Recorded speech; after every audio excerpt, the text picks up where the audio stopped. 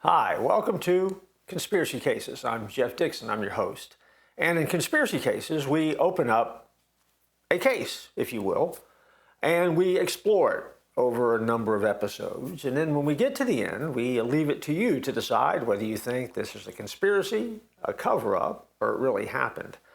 But most importantly, we also spend some time in the last episode before we close the case up of making some spiritual application of these real-world events or thoughts or waves of culture, if you will, and challenge you just a little bit why the story matters.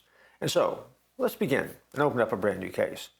On the night of August 18th, 1991, housewife Diane Labnek of West Carrollton, Ontario, put her children to bed while her husband was out running an errand.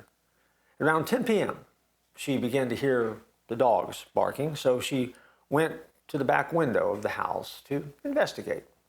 She gazed out, and she saw red flames and smoke coming from a field nearby. My first thought would have been something's on fire. But she didn't think it was on fire because it didn't spread throughout the field. Instead, it seemed to be localized in just one spot. As she looked out the window, she then saw an unidentified object come down to the ground next to the flames. On top of the object was a blue flashing light. And there was another bright light on the bottom of this object. She watched it for about 10 minutes.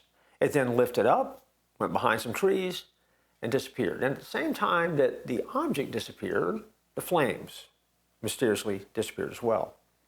She was frightened by the encounter, as all of us would be, and she wanted to call the police, but she didn't.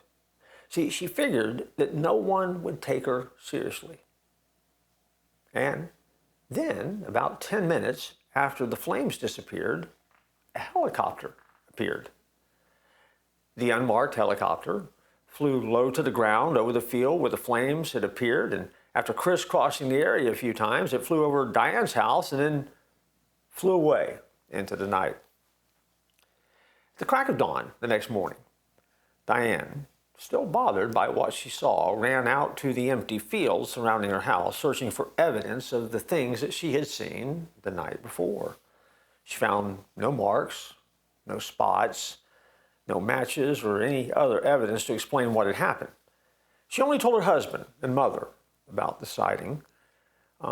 She was upset because she didn't feel like she could come forward with her story because she knew people are going to think she's nuts, and she has now no evidence to prove what she saw. That 1991 sighting was the second unusual event, by the way, that she had witnessed in West Carrollton.